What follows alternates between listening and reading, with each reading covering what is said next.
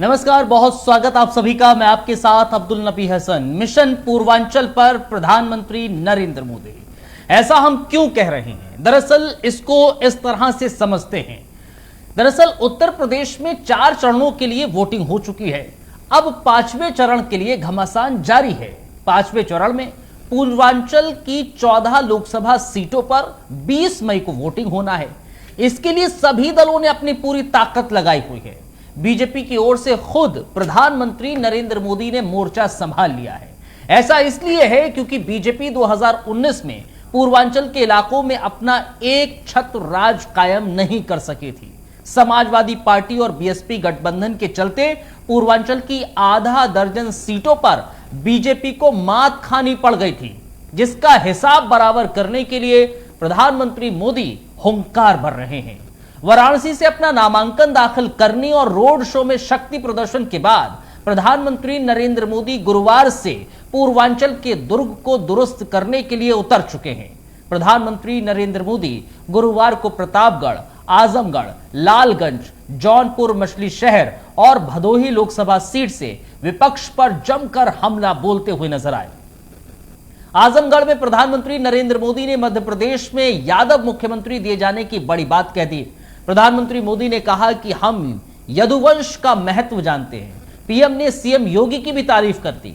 उन्होंने कहा कि उत्तर प्रदेश में माफिया, दंगाई, रंगदारी मांगने वालों की सफाई करके मुख्यमंत्री योगी आदित्यनाथ ने भरपूर स्वच्छता अभियान चलाया है। उन्होंने कहा है कि बीजेपी यदुवंश का सम्मान करने वाली पार्टी है। हमने मध्य प्रदेश में मोहन यादव को मुख्यमंत्री बनाया है। प्रधानमंत्री मोदी ने कांग्रेस और समाजवादी पार्टी को चुनौती देते हुए कहा है कि वो लोग देश विदेश चाहे जहां से भी ताकत इकट्ठा कर ले, मैं भी मैदान में हूं और तुम भी मैदान में हो।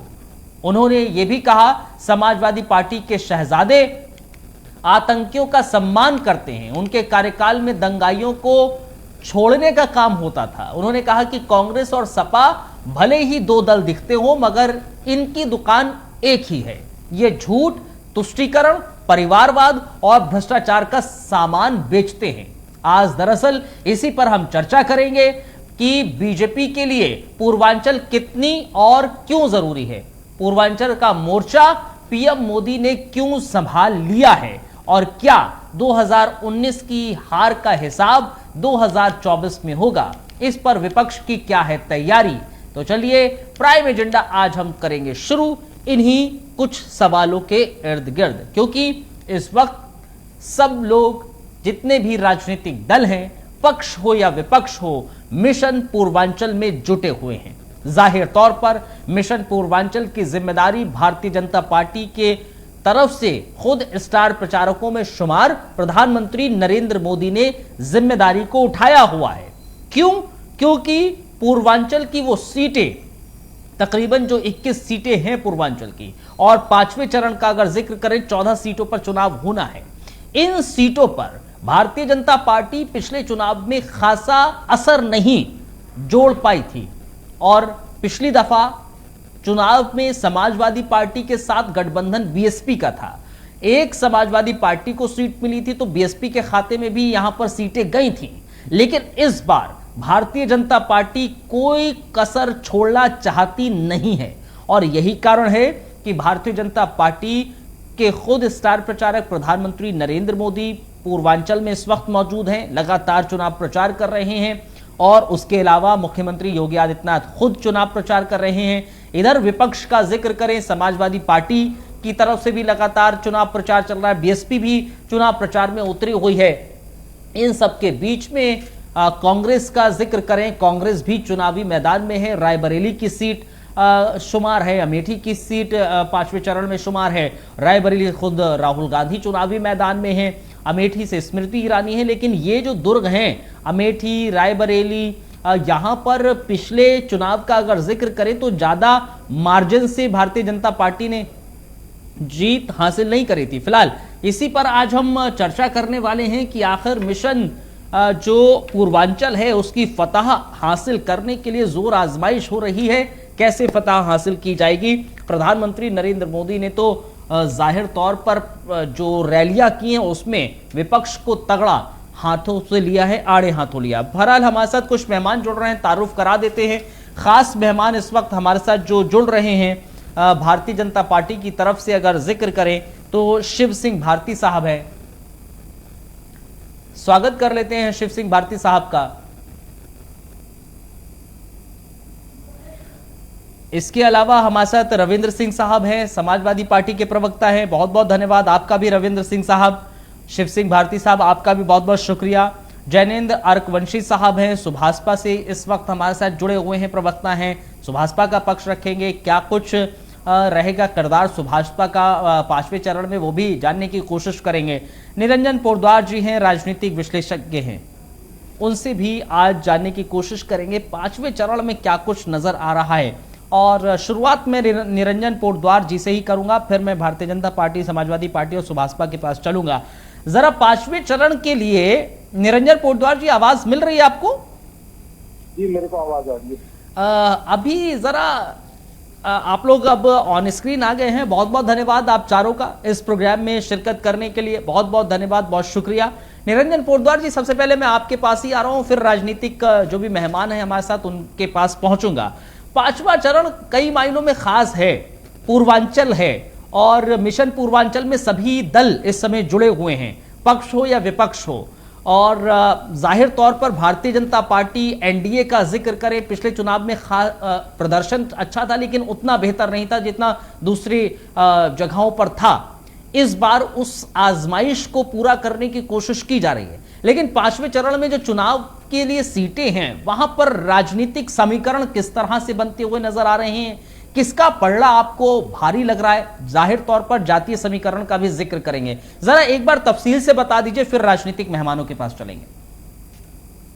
जी अब्दुल जी, देखिए ऐसा है अब्दुल जी, मेरा ये मानना है कि जिस तरीके से पिछले 10 वर्षों से भारतीय जनता पार्टी ने एक राजनीतिक संस्कृति उत्पन्न की है कि ये 365 दिन और 24 घंटे राजनीति और चुनावी मोड के अंदर अपने हिसाब से काम करते हैं, और जिसका इनको कहीं ना कहीं इनको पारितोषिक भी मिलता है, इनको लाभ भी मिलता है।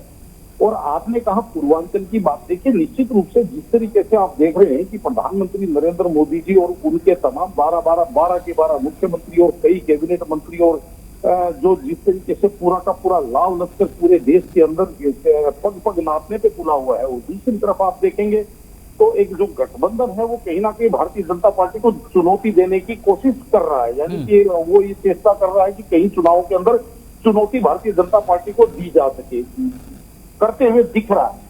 और दूसरी बात देखिए, निश्चित रूप से अब जिस तरीके से उत्तर प्रदेश की बात करें तो कहा जाता है कि केंद्र का रास्ता उत्तर प्रदेश से होकर के जाता है, क्योंकि 80 सीटें उत्तर प्रदेश की और 40 सीटें अगर पूर्वांचल की बात करें तो 40 सीटें आप ये समझ लीजिए बिहार के क्षेत्र से आती है। और इसके अंदर पूर्वांचल क्षेत्र की बात करें तो निश्चित रूप से योगी आदित्यनाथ जी जिस तरीके से गोरखनाथ मंदिर पीठ से आते हैं, और उसके बाद में अभी भारतीय जनता पार्टी ने जैसे अपना पिछले कुछ वर्षों से या यूं कहें कि पिछले 10 वर्षों से प्रधानमंत्री जी बनारस से अपने आप को प्रत्याशी बनाते हैं, और अभी आपने देखा होगा 3 दिन पहले बनारस के अंदर एक भव्य रोड शो, कहीं ना कहीं ये पूर्वांचल को प्रभावित करने का और राजनीतिक रूप से अपने पक्ष पाले में लाने का एक बहुत ही जिसको कहते हैं सुनियोजित और पूरा का पूरा प्रायोजित एक कार्यक्रम इन्होंने तय किया, और उसके अंदर जिस तरीके से भीड़ उमड़ी और लोगों को एक मैसेज गया कि कहीं ना कहीं भारतीय जनता पार्टी बहुत ज्यादा मजबूत है। लेकिन दूसरी तरफ अगर हम देखेंगे तो इंडिया गठबंधन एक गठबंधन के रूप में लड़ते हुए दिख रहा है, या यूं कहें कि एक पार्टी के रूप में लड़ते हुए दिख रहा है, लेकिन चुनाव इनका स्थानीय स्तर के ऊपर है।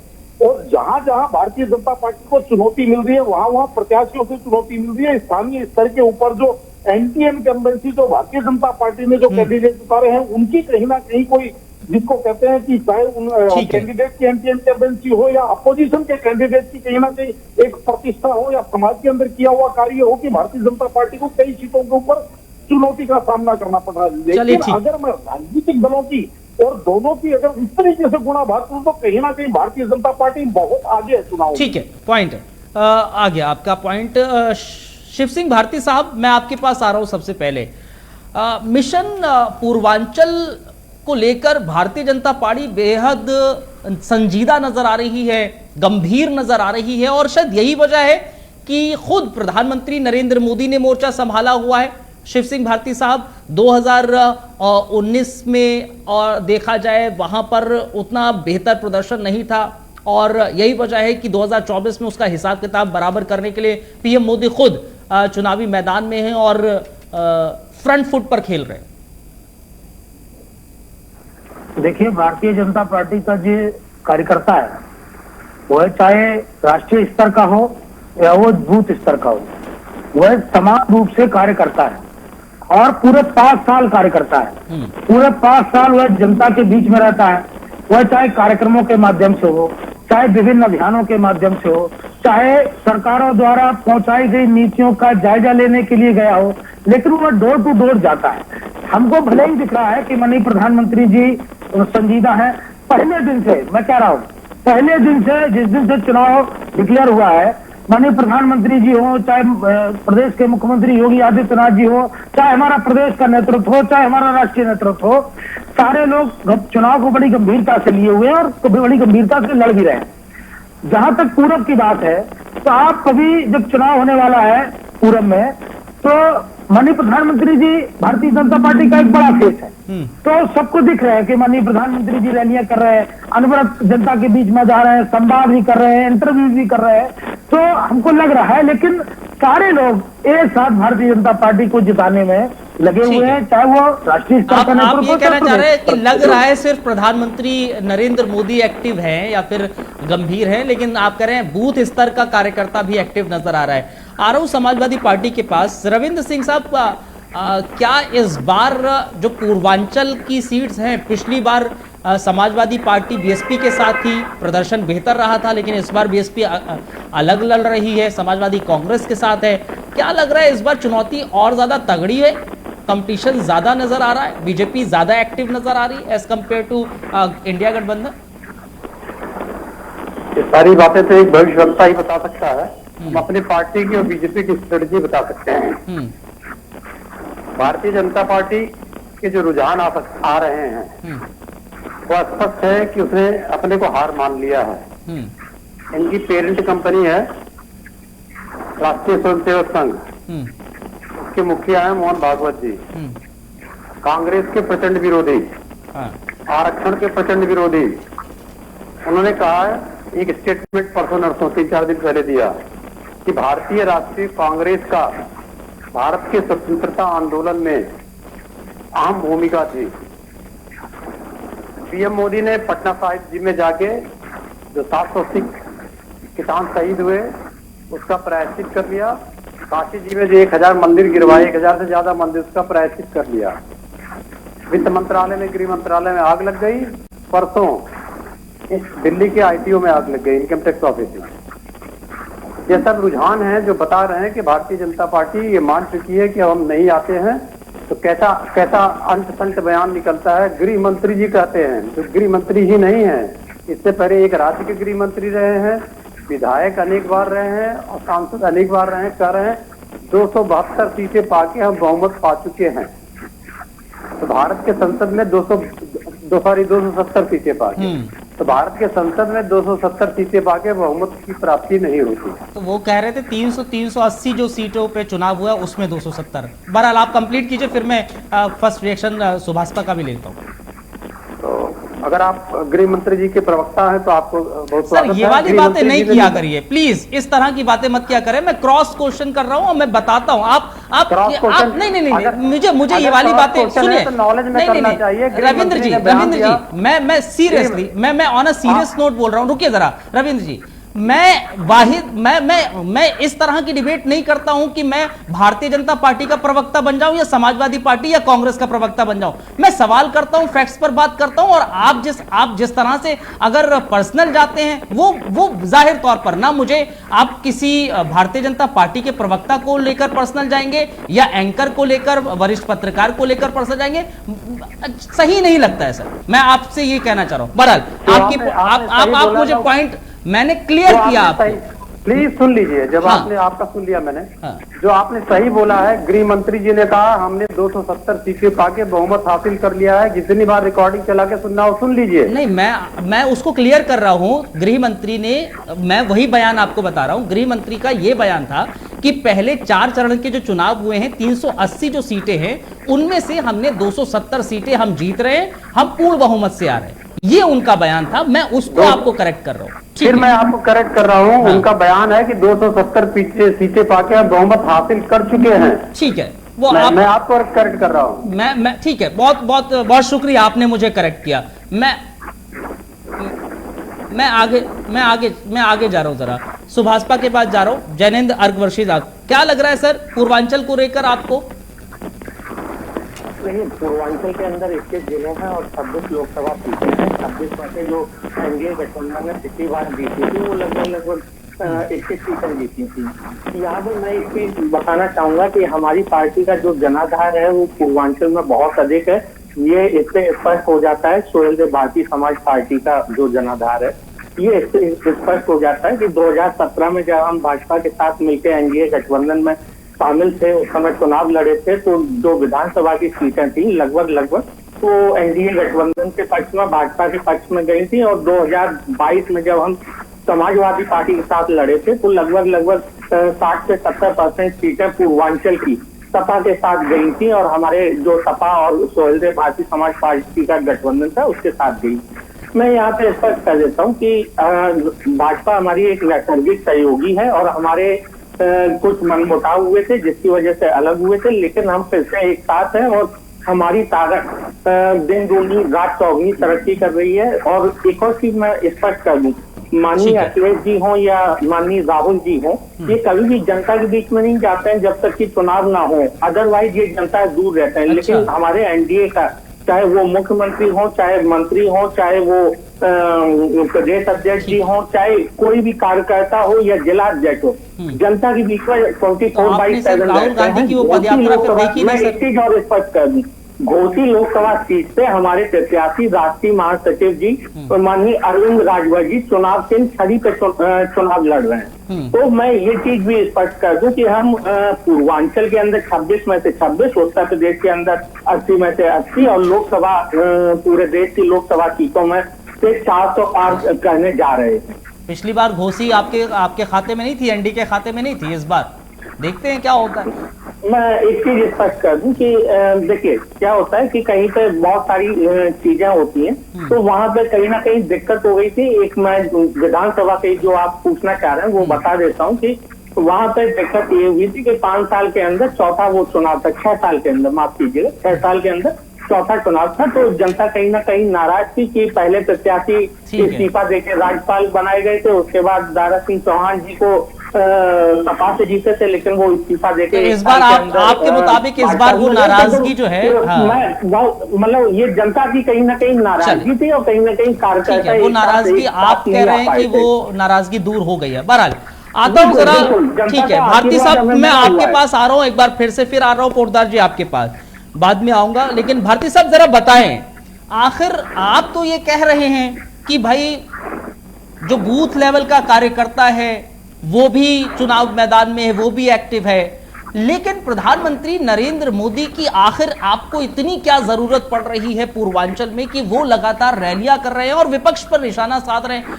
अब तो प्रधानमंत्री भी इस बात का जिक्र कर रहे हैं कि भाई हमने तो यादव को मुख्यमंत्री बना दिया, देखिए राजस्थान में, यानी कि आप भी आ गए ना कि पूर्वांचल में जो जातिवादी समीकरण होते हैं, यादव मुस्लिम बहुल, वो क्षेत्र नजर आ रहे हैं, तो वहां पर आपको दिखने लगा है ना कि भाई जब तक हम नाम नहीं लेंगे तब तक हमारे पास वोटर आएगा नहीं। तब आपने मध्य प्रदेश के मुख्यमंत्री का भी नाम ले लिया, देखिए हमने वहां पर तो यादव मुख्यमंत्री बना दिया है, और उत्तर प्रदेश में भी आप लोग हमें दीजिए, और उसके बाद उत्तर प्रदेश में हमने क्या काम किए उस बात को भी जिक्र करा। क्यों आखिर ऐसी जरूरत पड़ रही है? देखिए जातीयता का जो घोल है, जो जहर घोला गया, अच्छा, वो समाजवादी पार्टी और दलों द्वारा घोला गया। अब आप जब कोट करेंगे, आप देखेंगे कि अब जब यादव समाज के लोगों को जो 5 टिकट दिए वो एक परिवार के लोगों को दे दिए, तो कहीं ना कहीं ये जनता के बीच में प्रश्न रहता है कि समाजवादी पार्टी में जो और यादव काम कर रहे हैं, उन यादव समाज के लोगों का क्या गुनाह है? वह क्यों चुनाव नहीं लड़ सकते? वह राष्ट्रीय अध्यक्ष क्यों नहीं बन सकते? अच्छा। वह मुख्यमंत्री क्यों नहीं बन सकते?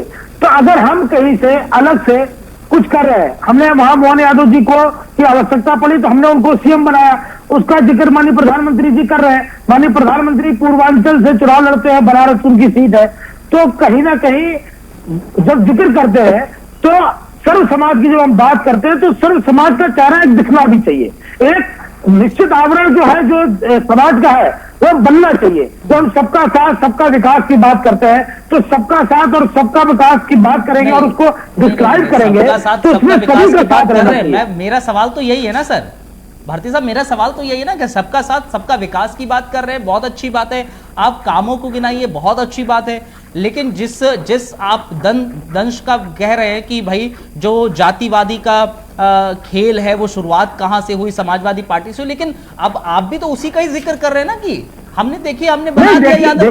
भाई आप अगर खत्म करना चाहते हैं तो क्यों जिक्र कर रहे हैं सर? मेरा सवाल ये है, आप भी तो वोट बैंक अपनी तरफ खींचना चाहते हैं ना उनका, मेरा सवाल तो यही है। देखिए मैंने वही कहा ना, मैंने कहा जब आप पहले आप जिस बात का आपने जिक्र किया कि हमको जिक्र करना, तो मैं कह तो रहा हूं कि जब मैं सबका साथ सबका विकास की बात कर रहा हूं तो भारतीय जनता पार्टी एक संदेश दे रही है कि भारतीय जनता पार्टी में कोई भी व्यक्ति वह जातिगत कारणों से किसी को अलग नहीं रखा जा सकता है, जो जिस लायक है उसको उस पद तक पहुंचाना यह भारतीय जनता पार्टी की नीति है, बस इतनी सी बात है। नहीं, वही तो सवाल है ना सर, आप कह रहे हैं सबका साथ सबका विकास, लेकिन आपने इससे पहले जितने भी चरण हुए वहां तो जिक्र नहीं करा। आपको पता है पूर्वांचल में यादव बहुल क्षेत्र ज्यादा है, वहां पर यादवों की संख्या है, वहां पर कुर्मियों की संख्या है।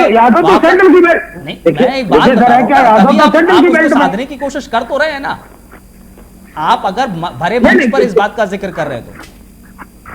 नहीं, बिल्कुल नहीं, बिल्कुल नहीं। आप देखिए अभी मैनपुरी, इटावा, ये कन्नौज, बदायूं, ये सारी सीटों पर चुनाव छत्तीसगढ़ या फिर दूसरे राज्यों के मुख्यमंत्रियों का नाम क्यों नहीं ले रहे आप? नहीं, दूसरे राज्य में कह तो रहा हूं कि जब वहां चुनाव, जब देखिए उत्तर प्रदेश में एक प्रमुख दल है समाजवादी पार्टी, ठीक है, यादव समाज बड़ी तादाद में इनके साथ जुड़ा हुआ है, और उसके बाद क्या रहता है कि उनको मिलता क्या है, तो कहीं ना कहीं आप देखिए यह प्रश्न तो निकल के आता है ना, जब यह प्रश्न निकल के आता है तो मध्य प्रदेश में मोहन यादव जी सीएम है, अच्छा काम कर रहे हैं, तो जो अच्छा काम कर रहा है उनका जिक्र करने में दिक्कत क्या है? ठीक है, अच्छा काम कर रहे हैं इसलिए जिक्र करा है, यानी कि सिर्फ मध्य प्रदेश के मुख्यमंत्री ही अच्छा काम कर रहे हैं। निरंजन पोद्दार जी, मैं आपके पास आ रहा हूं, क्या देखिए वो भारतीय जनता पार्टी हो या फिर इंडिया गठबंधन हो, सबको पता है कि कहां पर जातीय समीकरण हमें बिठाना है, और यही वजह है कि प्रधानमंत्री नरेंद्र मोदी भले वो उत्तर प्रदेश के मुख्यमंत्री योगी आदित्यनाथ के कामों का भी जिक्र कर रहे हैं। उन्होंने कहा कि माफिया को खत्म कर दिया, समाजवादी काल में तो माफियाओं का राज हुआ करता था, वो तो पनाहगार हुआ करते थे, लेकिन उत्तर प्रदेश के मुख्यमंत्री रहते हुए योगी आदित्यनाथ ने माफियाओं का काम किया। लेकिन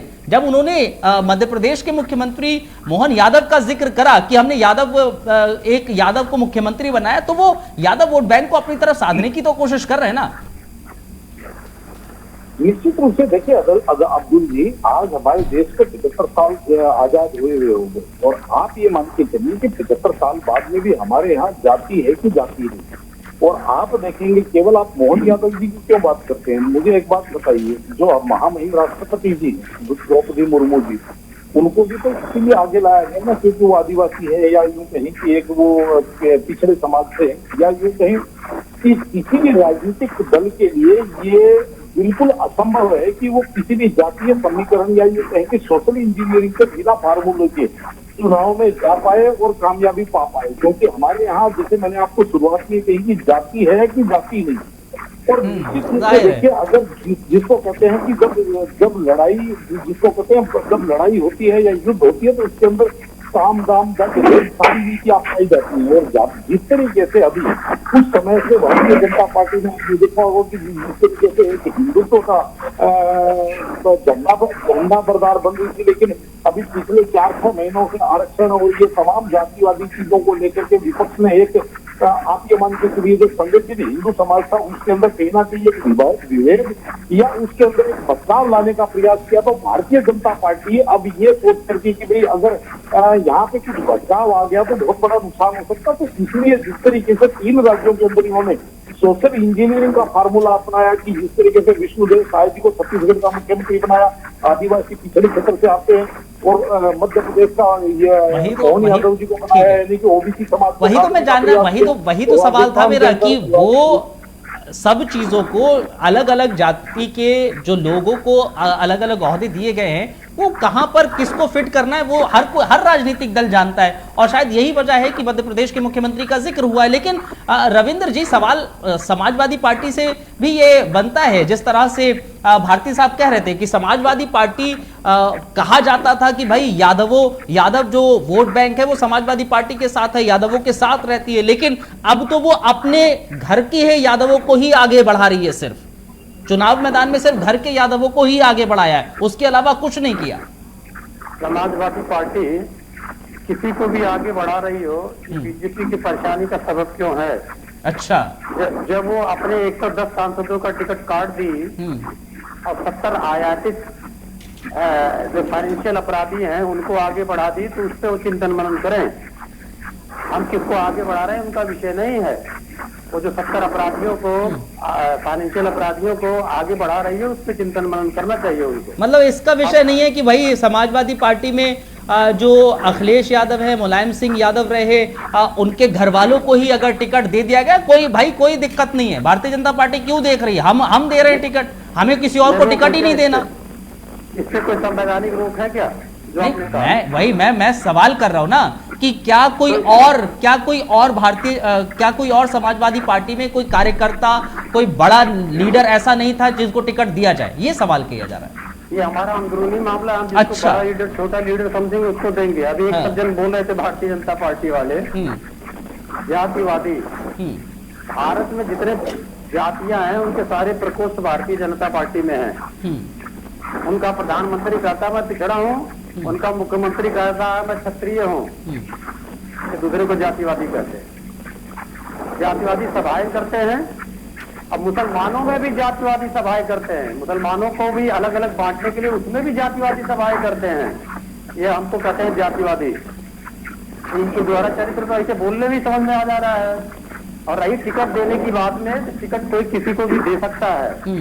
हम आप कह रहे 5, हम आपकी बात सवाल तो यही है ना, अपने घर के लोगों को। नहीं, पॉइंट देखिए रविंद्र जी, बहुत सुन लीजिए, जो आपने कहा पहले सुन लीजिए, पॉइंट तो भाग जाएगा। हम अपने घर से 10 लोगों को टिकट देंगे। अरे सर रविंद्र जी, ज्यादा गुस्सा नहीं होते आप, हमने गुस्सा होते ही नहीं है। हाँ, ज्यादा गुस्सा नहीं होते। मेरा सवाल सिर्फ ये था कि आप 10 लोगों को दीजिए, आप 20 लोगों को दीजिए, आप 30 लोगों को दीजिए घर वालों को, उससे किसी को कोई दिक्कत नहीं होगी। दिक्कत ये होगी कि क्या समाजवादी पार्टी के भीतर कोई और उतना आपको उतना ताकतवर, उतना उम्मीदवार वैसा नहीं नजर आया कि वो जिताऊ उम्मीदवार हो, उनके अलावा आपको ऐसा नजर नहीं आता है? वो सवाल है। ये आपका प्रश्न है या बीजेपी का प्रश्न है? सवाल कौन कर रहा है रविंद्र जी? तो आप मेरी तरफ से एक प्रश्न बीजेपी से कर लीजिएगा। नहीं, सवाल वही मैं कह रहा हूँ ना। पहले ये आप नहीं बताएंगे ना सर मुझे किससे क्या सवाल करना है। आप इतना टोक सुन लीजिए मेरा भी। आप किसी को टोकते नहीं, क्यों मुझे ही टोकते हैं, तो सुन लीजिए इसका भी। नहीं, उनसे पॉइंट कि आपने 110 सांसदों का आपने टिकट काट दिया है और 70 आप जो फाइनेंशियल आर्थिक आपराधिक बैकग्राउंड के लोग उनको टिकट दिया है, तो क्या आपको आपके कार्यकर्ता नहीं मिले थे? मेरे तरफ से प्रश्न कर लीजिएगा। अब आपके प्रश्न का उत्तर आप भी कर सकते हैं, वो मेरी जिम्मेदारी है, मैं क्या प्रश्न करूंगा क्या नहीं, वो मैं डिसाइड कर लूंगा, आप नहीं डिसाइड करेंगे ना सर। मैं आपसे प्रश्न जो कर रहा हूं उसका जवाब चाहिए ना। तो जो मैं उत्तर दे रहा हूं वो आप डिसाइड नहीं कर सकते। जाहिर तौर पर, निश्चित तौर पर वो आप मैं डिसाइड नहीं कर सकता, लेकिन सवाल तो मैं पूछ सकता हूं ना, और मैं सवाल पूछूंगा, वो मैं सवाल पूछूंगा। मेरा सवाल फिर से वही होगा। अगर आप एक पक्षीय सवाल पूछते हैं तो आप पत्रकार नहीं हो सकते। ठीक है सर, वो आप सर्टिफिकेट नहीं देंगे, मैं आपके सर्टिफिकेट का वो नहीं हूं ना सर। काउंसिल ऑफ इंडिया का मैनुअल पढ़ना पड़ेगा। अगर आप एक पक्षीय सवाल पूछेंगे तो आप पत्रकार नहीं हो सकते। ठीक है सर, मैं आपके सर्टिफिकेट के बूते नहीं हूं ना सर, वो आप सर्टिफिकेट नहीं देंगे। कौन सच्चा सर्टिफिकेट की आवश्यकता नहीं है। एग्जैक्टली सर, ठीक है सर, मैं आपके सर्टिफिकेट की बात कर रहा हूँ। आप सर्टिफिकेट नहीं देंगे, कौन सच्चा पत्रकार है कौन झूठा पत्रकार है। बहरहाल मैं आगे जा रहा हूँ, मैं इस बहस में जाने भागना ही नहीं चाहता हूँ मैं। भागेंगे ही। अरे नहीं सर, मैं आगे जा रहा हूँ, मैं कुतर्कों पे नहीं तर्कों पर बात करता हूँ। ठीक है, नहीं मैं आगे जा रहा हूँ, मैं आगे जा रहा हूँ, सुभाषपा के पास आ रहा हूँ जरा। सर मैं देखिए यहाँ पर्सनल नहीं सर, यहाँ पर हम मुद्दे पर बात करते हैं सर, इधर उधर की बातें नहीं करते ना। आप इधर उधर की बात कर सकते हैं, सवाल आपसे एक पूछा जाए, आप जवाब कुछ और देंगे, वो आपकी तासीर हो सकती है सर। रविंद्र सिंह साहब, मुद्दा ये घूम घुमा के आप एक मुद्दे पे फिक्स हैं। रविंद्र सिंह साहब, एजेंडा है आज का, ठीक है रविंद्र सिंह साहब, ये आपकी तासीर हो सकती है कि आप एंकर को क्या बोलना है, आपको चैनल को क्या बोलना है, ये आपकी तासीर हो सकती है, ये मेरी तासीर नहीं है। मैं आगे जाता हूँ, ये मेरी स्वतंत्रता है, आप बाधित नहीं कर सकते हैं। वही मैं कह रहा हूँ ना कि सर ये आपका बिहेवियर हो सकता है, ये आपका मत हो सकता है कि आप बिहेवियर दिखाई पड़ रहा है, बिहेवियर पे मत आइए अब्दुल जी, बिहेवियर पे आइए। मैं क्या कह रहा हूँ, आप मेरी बात समझ रहे हैं, आप मेरी बात समझ रहे हैं। एक नोटिस में आपकी पत्रकारिता चली जाएगी अगर आप ठीक है सर, तो बिल्कुल बिल्कुल आप स्वतंत्र हैं, हर एक चीज के लिए स्वतंत्र हैं। मैं आपसे सवाल कर सकता हूँ, मैं आपसे सवाल कर रहा हूँ, मैं आपसे सवाल कर रहा हूँ, आप जवाब दीजिए, मुझे आगे जाने दीजिए सर। हम समय बर्बाद कर रहे हैं, हम समय बर्बाद कर रहे हैं, ये हम पर्सनल टॉक कर सकते हैं। ठीक है, ये हम पर्सनल टॉक कर सकते हैं, लेकिन पत्रकारिता का एबीसीडी का ज्ञान नहीं है आपको। थैंक यू सर, बहुत बहुत शुक्रिया, बहुत बहुत शुक्रिया सर, बहुत शुक्रिया आपका। मैं आ रहा हूं जरा सुभाषपा के पास, मैं सुभाषपा के पास आ रहा हूं। जैनेंद्र अर्कवर्षी साहब, जरा मुझे समझाइए कि उत्तर प्रदेश की जो सीटें पूर्वांचल में हैं उसमें सुभाषपा का रोल आप बता रहे हैं कि भाई क्या है क्या नहीं है, घोसी से आपके उम्मीदवार हैं और वहां से आप कह रहे हैं विजय करेंगे, लेकिन ओपी राजभर साहब के बयान आते रहे हैं, उन्होंने तो पूर्वांचल को एक अलग राज्य ही घोषित करने की बात कर दी थी।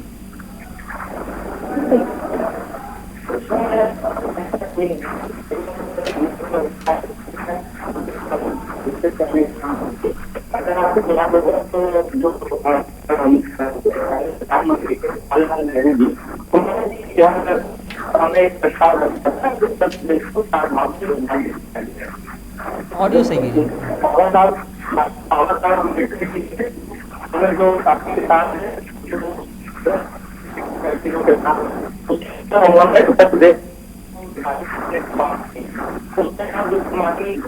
इनकी ऑडियो अभी आपकी ऑडियो प्रॉपर नहीं आ रही है, मैं उसको सही करवा रहा हूँ, मैं ऑडियो सही करवा रहा हूँ। अर्कवंशी साहब, आपकी प्रॉपर ऑडियो नहीं आ रही है, मुझे लगता है कोटद्वार जी और रविंद्र जी और भारती जी आपके पास भी नहीं आ रही होगी ऑडियो इनकी प्रॉपर। हाँ, मैं सही करवाता हूँ अर्कवंशी साहब आपकी ऑडियो। कोटद्वार जी जरा मुझे समझाएं कि रविंद्र जी अपनी बात रख रहे हैं जिस तरह से, कह रहे कि भाई वो तो उनका हक है, वो तो उन पार्टी की जिम्मेदारी है, वो किसी को भी दे, अपने घर वालों में किसी को भी वो उम्मीदवार बता दे या बना दे, 10 दे, 20 दे, 50 दे टिकट, उसमें किसी को क्यों सवाल उठाने। देखिए जो व्यक्ति आप मेरी आवाज आ रही है आपको? हाँ, आपकी प्रॉपर आ रही है, मैं अर्कवंशी जी की आवाज से कर रहा हूँ। हाँ। देखिए बिल्कुल अच्छा है कि जो व्यक्ति सार्वजनिक जीवन में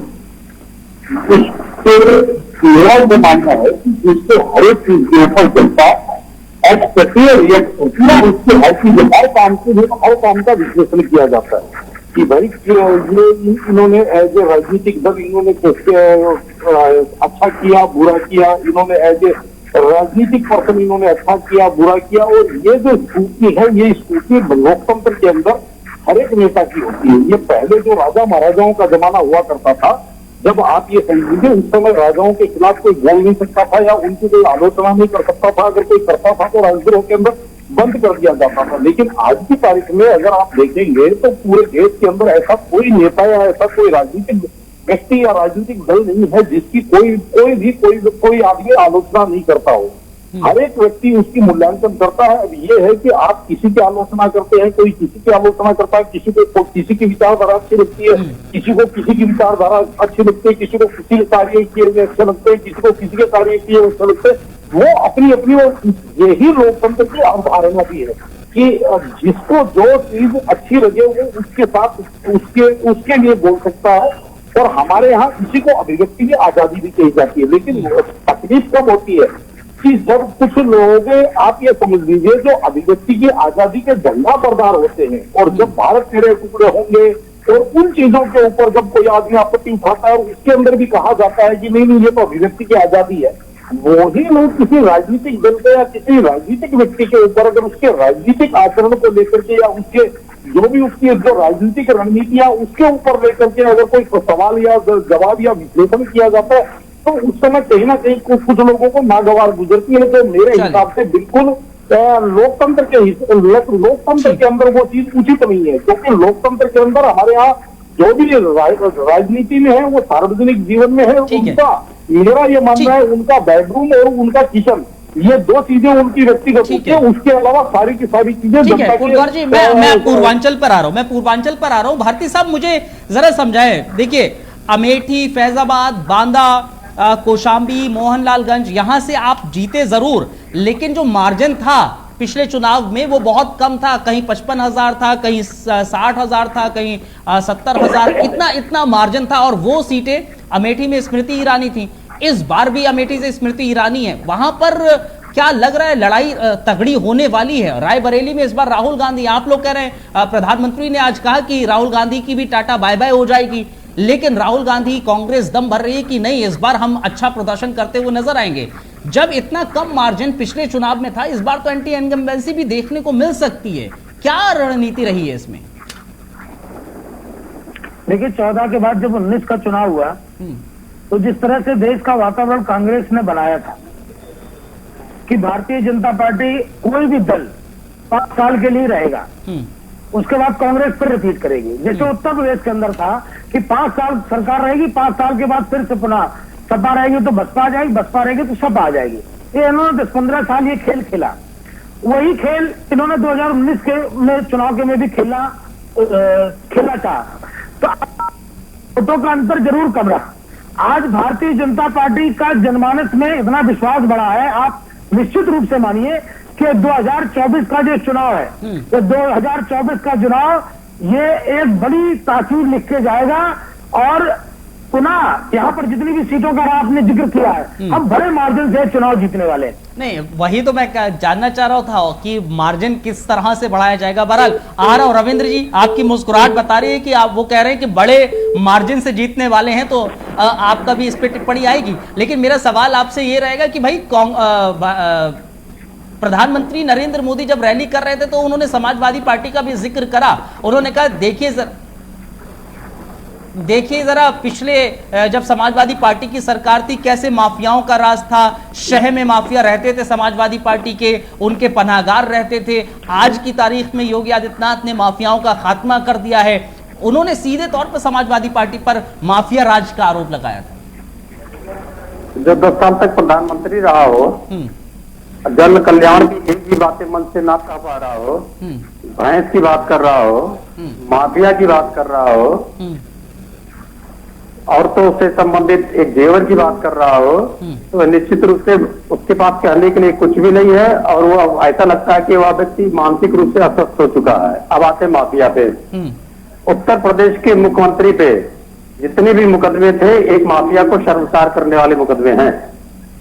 उत्तर प्रदेश के दोनों मुख्यमंत्रियों, उप मुख्यमंत्रियों पे उतने मुकदमे हैं जो एक माफिया को शर्मसार करने वाले हैं। फिर उत्तर प्रदेश में 111 विधायकों पे आपराधिक मुकदमे हैं। उत्तर प्रदेश में 2 कैबिनेट मंत्री सजा याफ्ता हैं। 1 साल की सजा हुई है लेकिन सजा याफ्ता है, लेकिन कैबिनेट मंत्री हैं। इतनी भी राजनीतिक तुच्छता नहीं कि उनको हटा दें। इसको कहते हैं माफिया, इसको कहते हैं माफिया का राज। क्योंकि ये क्या करते हैं ना, शब्दों में बहलाना चाहते हैं जनता को। जैसे जातिवादी संगठन ये हैं, मुख्यमंत्री इनका कहेगा फलानी जाति, प्रधानमंत्री कहेगा फलानी जाति। सारे जातिवादी संगठन जातियों का सम्मेलन ये करेंगे, लेकिन तोहमत दूसरे पे ला देंगे। फिर ऐसी तरीके से माफिया, इनके मुख्यमंत्री पे माफिया वाली धारा है, इनके उप मुख्यमंत्री माफिया वाली धारा है, इनके 111 विधायकों में माफिया है। इनके 7 विधायकों को सजा हो चुकी है न्यायालय से। जितने दंगे हुए हैं उत्तर प्रदेश में इन लोगों ने कराए थे, उसमें ज्यादातर में भारतीय जनता पार्टी के लोग, विधायक या उनसे पदाधिकारी सजा याफ्ता हो चुके हैं। ये दूसरे को माफिया कहेंगे। तो इनका दोहरा चरित्र जनता जानती है, उसी का परिणाम इनको दे रही है कि इनके जो 50% वोट घट के 30% पे आ गया है, किसी दोहरे चरित्र का परिणाम है। और इनके जो ये जो आते हैं ना ये बोलने के लिए, डिबेट करने के लिए, इनको ये चीजें मालूम ही नहीं होती है, क्योंकि इनको जो व्हाट्सएप में बता दिया जाता है उससे बियॉन्ड कुछ भी बोलने के लिए राजी नहीं है। कंप्रोमाइज कैसे करते हैं ये? प्रभु श्री राम को अवैध संतान कहेंगे, उस पर कंप्रोमाइज कर लेंगे, उसके बच्चे को उसको कैबिनेट मंत्री बनाएंगे, उसके लड़के को टिकट दे देंगे, फिर हिंदू के झंडा बरदार हो जाएंगे ये। ठीक है रविंद्र जी, समाजवादी पार्टी में क्या कोई ऐसा दागदार या आपराधिक जिस पे मामले चल रहे हो, कोई ऐसा उम्मीदवार नहीं है? बताना चाहिए आपको, मैं तो बता रहा हूँ। आप मैं भी पूछ रहा हूँ, आपसे पूछ रहा हूँ। भारतीय जनता पार्टी का जैसे मैं बता रहा हूँ उनके लिए ना, तो बीजेपी वाला बताएंगे, बीजेपी के प्रवक्ता के बाद लिस्ट होनी चाहिए। अच्छा, मेरे पास 2-4 नाम है, जरा मैं उसको कोट कर रहा हूँ, आप मुझे बताइएगा, क्योंकि भाई आप ज्यादा। लेकिन अगर ऐसा करेंगे तो जो 2-4 नाम हमारे लेंगे तो 2-4 भाजपा का भी ले लीजिएगा। इसी को पत्रकारिता क्या बातें करते, मैं आपसे सवाल करता हूँ, आप चले जाते, मैं आगे जा रहा हूँ। चलिए सुभाषपा के पास जा रहा हूँ, जरा बताइए जरा क्या कहना चाह रहे हैं जैनेंद्र अर्कवंशी साहब? दो चीजों का जवाब देता हूँ। जो उत्तर प्रदेश को 4 भागों में विभाजित करने का सवाल था, तो ऐसा मेरे नेता माननीय ओम प्रकाश राजभर जी ने पहली बार नहीं कहा है। अगर आपको याद होगा 7 जुलाई 1952 को नेहरू जी ने लोकसभा में खड़े होकर उत्तर प्रदेश को 4 भागों में विभाजित करने की बात मानी थी। उसके बाद 1955 में फोर्थ लिंग्विस्टिक स्टेट्स में डॉक्टर भीमराव अंबेडकर जी ने उत्तर प्रदेश को 3 भागों में विभाजित करने की बात की थी। उसके बाद चौधरी चरण सिंह जी ने उत्तर प्रदेश को 4 भागों में विभाजित करने की बात की थी। उसके बाद बहन जी ने भी उत्तर प्रदेश को 4 भागों में विभाजित करने की बात की थी। इसके सबके अलग अलग कारण हैं कि एक बहुत लंबी दूरी तय करनी पड़ती है, किसी को अगर हाई कोर्ट जाना हो, या बहुत सारे ऐसे कार्य होते हैं कि यूपी बोर्ड अगर किसी को जाना है गाजीपुर से तो उसके लिए पास है, लेकिन गाजियाबाद से जाना है तो उससे, तो ऐसे बहुत सारे कारण हैं। साथ में जो पूर्वांचल का कारण है वो बता देता हूँ कि पूर्वांचल जो पिछली सरकारें जितनी भी रही, उन्होंने पूर्वांचल से बिजली तो ली, लेकिन पूर्वांचल को बिजली वापस नहीं की। तो पूर्वांचल में जो हथकरघा उद्योग था वो समाजवादी पार्टी के समय में धीरे धीरे और बसपा के समय में धीरे धीरे दम तोड़ता रहा। जो इनके समय में वहां पे अन्य जो कार्य होते थे जिनके लिए मशीनें प्रोवाइड करवाई गई थी, चाहे मिल्स लगाई गई थी, वो सभी मिल्स कहीं ना कहीं धीरे धीरे समाप्ति की कगार पे आ गई थी। इस वजह से पूर्वांचल को भी एक अलग राज्य का दर्जा मिलना चाहिए, ऐसा उन्होंने कहा था। दूसरी चीज मैं आता हूँ, जहां तक समाजवादी पार्टी का जो समय था 2012 से 17, 4.5 मुख्यमंत्री की सरकार सभी लोग बोलते थे, इसमें मैं कोई नई बात नहीं कह रहा हूँ। दूसरी चीज 1 डिस्ट्रिक्ट 1 माफिया इनका उद्देश्य था, चाहे वो रामेश्वर यादव हो, इरफान सोलंकी हो, आजम खान हो, मैं राम वृक्ष यादव हो। मैं एक चीज छोटा सा मसला का जवाहर बाग कांड याद दिला देता हूँ, जहाँ पर पुलिस वालों की भी मृत्यु हुई थी। वहां पर जमीन पे अवैध कब्जा किया जा रहा था, दंगे फसाद आए दिन की घटना हुआ करती थी। मुजफ्फरनगर दंगों को अब तक कौन भूल पाया है? मुजफ्फरनगर दंगे के जो विक्टिम थे वो आज तक दर बदर भटक रहे हैं न्याय की आस लिए।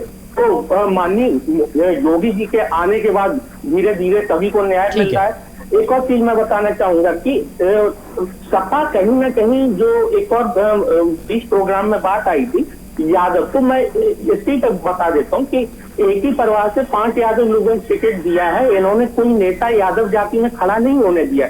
साथ में जब भारतीयों की बारी आती थी तो एक ही जाति से भारतीयों को भगा जाता था और बाकी अन्य पिछड़ा जो जातियां हैं उनको दरकिनार कर दिया जाता था, उनको आरक्षण की लाभ ही नहीं मिल पाता था। इसका मैं सबसे अच्छा उदाहरण बताता हूँ। संघ लोक सेवा आयोग के अध्यक्ष को हाई कोर्ट के कहने पे रविंद्र जी से इसका जवाब ले लेता हूँ, मैं फिर आगे बढ़ूंगा। उच्चतर शिक्षा माध्यमिक आयोग के अध्यक्ष को हटाया गया। तो ये इससे ये साबित होता है। साथ में अलग अलग जो भर्तियां निकली थी, लगभग 25 ऐसी भर्तियां थी जिनको हाई कोर्ट ने निरस्त किया। ठीक है रविंद्र जी, जरा जो अर्कवंशी साहब सवाल कर रहे हैं दिया गया था वो एक ही जाति से भर दिया गया था। ठीक है, उस पर क्या प्रतिक्रिया देंगे आप? इनकी अज्ञानता, झूठ या कुटिलता। इन्होंने कहा मुजफ्फरनगर के दंगे की जो पीढ़ी से भटक रहे हैं, मुजफ्फरनगर के दंगे का फैसला आज से 2 साल पहले आ गया और भारतीय जनता पार्टी का विधायक विक्रम सैनी प्रोसिक्यूटेड हो गया, उसको सजा हो गई।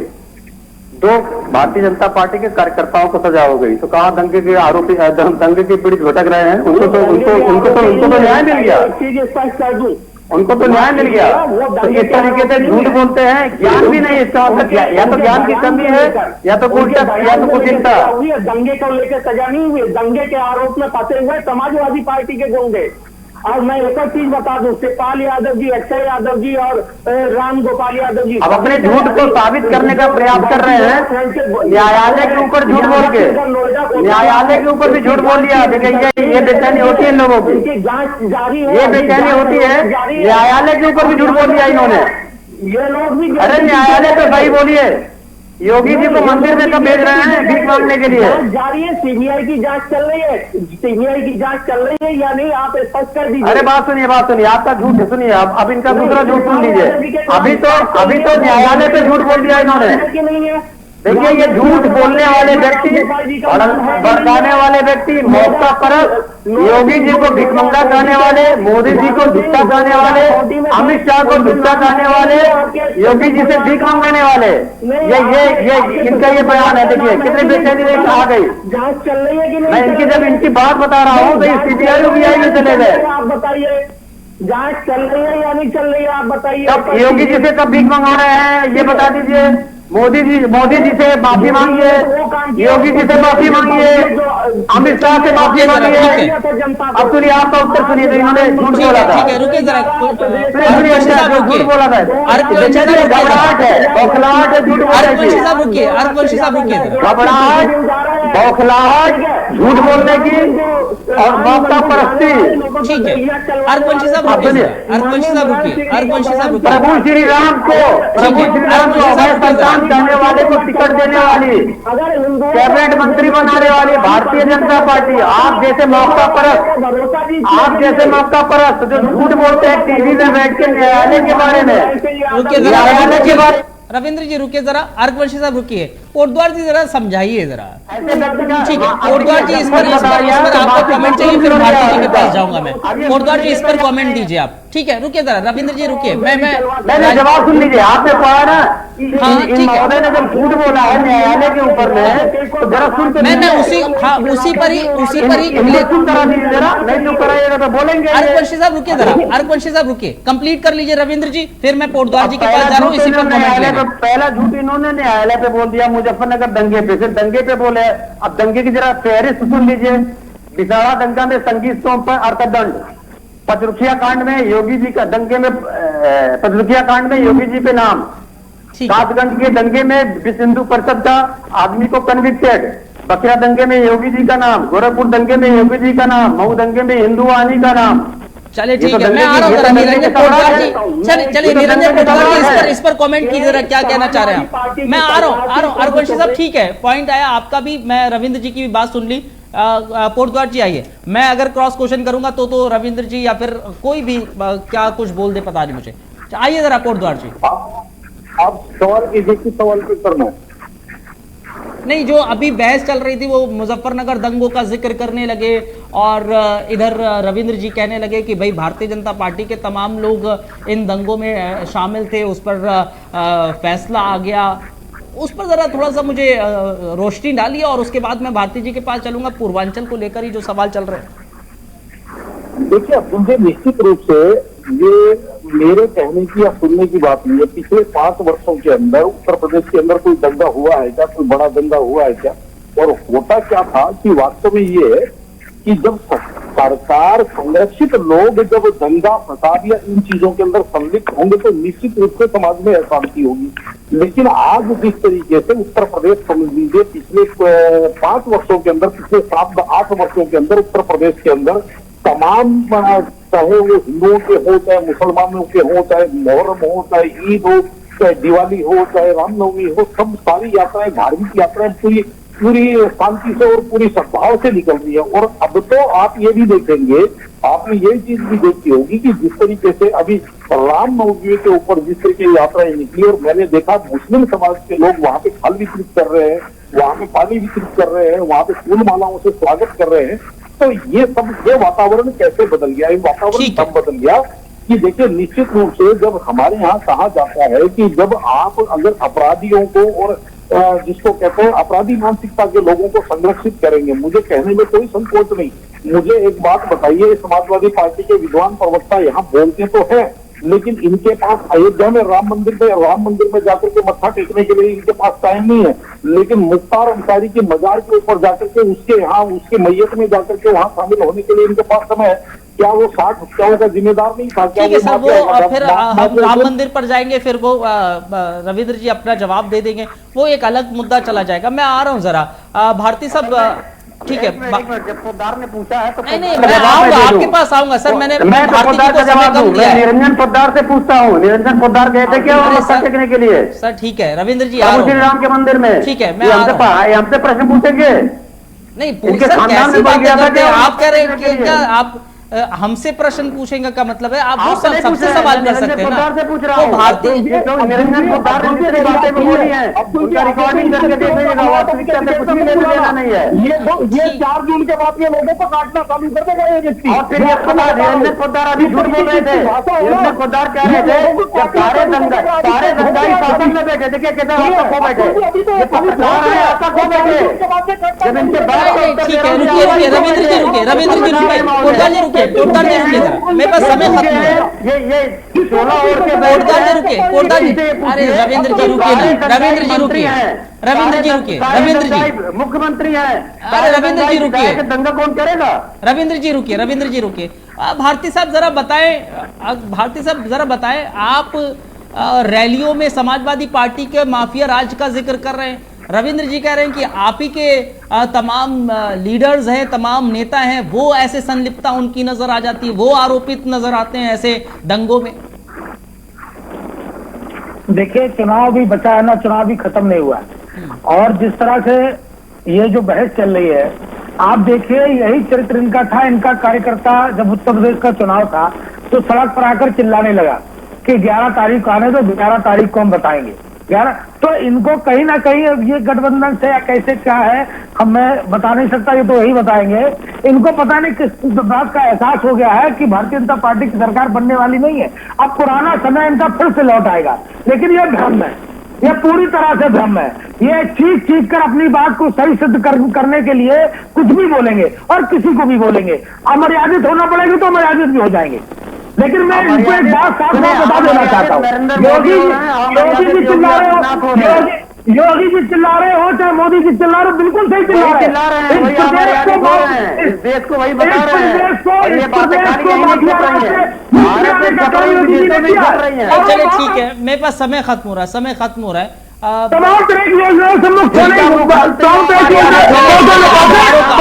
बहुत बहुत शुक्रिया सर, बहुत शुक्रिया, बहुत धन्यवाद। एक आप लोगों का भी, दर्शकों बहुत बहुत धन्यवाद, बहुत शुक्रिया हमारे साथ इस प्रोग्राम में शिरकत करने के लिए। एक छोटा सा हम ब्रेक ले रहे हैं, ब्रेक के उस पार खबरों का सिलसिला जारी।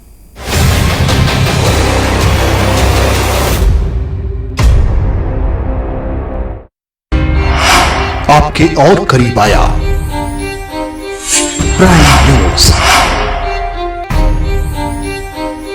primenewslive.com, YouTube, Jio TV, MX player, टेली हंट पर अब आप लाइव देख सकते हैं। आपका अपना न्यूज चैनल प्राइम न्यूज। इसके अलावा गूगल प्ले स्टोर पर जाकर आप प्राइम न्यूज का ऐप भी डाउनलोड कर सकते हैं। सच और झूठ, सही और गलत, मतलब और बेमतलब, सब समझते हैं हम। आपकी बात, आपका सरोकार, अपनी जिम्मेदारी समझते हैं हम। प्राइम न्यूज पर है आपका भरोसा बनाए रखना जानते हैं हम।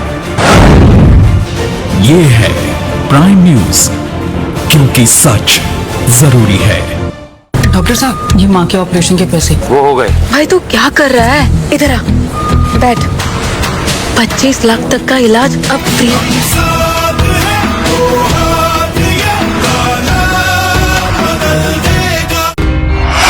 आपके और करीब आया prime news. primeNewsLive.com, YouTube, Jio TV, MX Player, TV Hunt पर अब आप लाइव देख सकते हैं आपका अपना न्यूज चैनल प्राइम न्यूज। इसके अलावा गूगल प्ले स्टोर पर जाकर आप प्राइम न्यूज का ऐप भी डाउनलोड कर सकते हैं। सच और झूठ, सही और गलत, मतलब और बेमतलब, सब समझते हैं हम।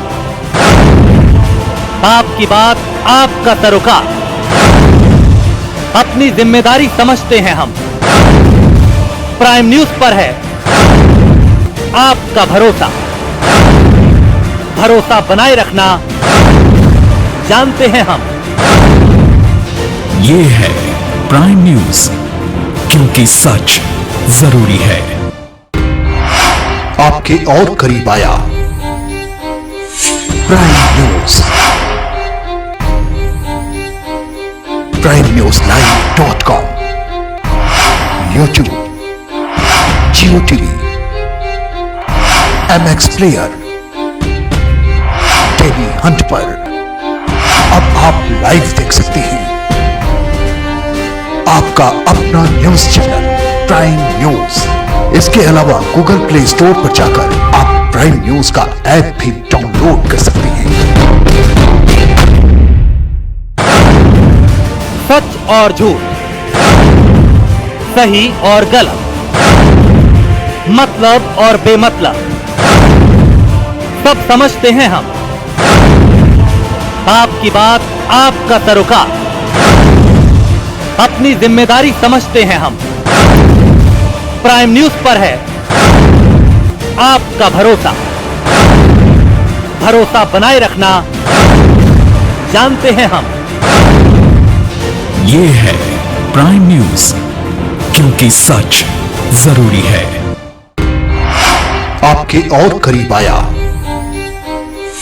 Prime news. primeNewsLive.com, YouTube, Jio TV, MX Player, TV Hunt पर अब आप लाइव देख सकते हैं आपका अपना न्यूज चैनल प्राइम न्यूज। इसके अलावा गूगल प्ले स्टोर पर जाकर आप प्राइम न्यूज का ऐप भी डाउनलोड कर सकते हैं। आपके और करीब आया प्राइम न्यूज।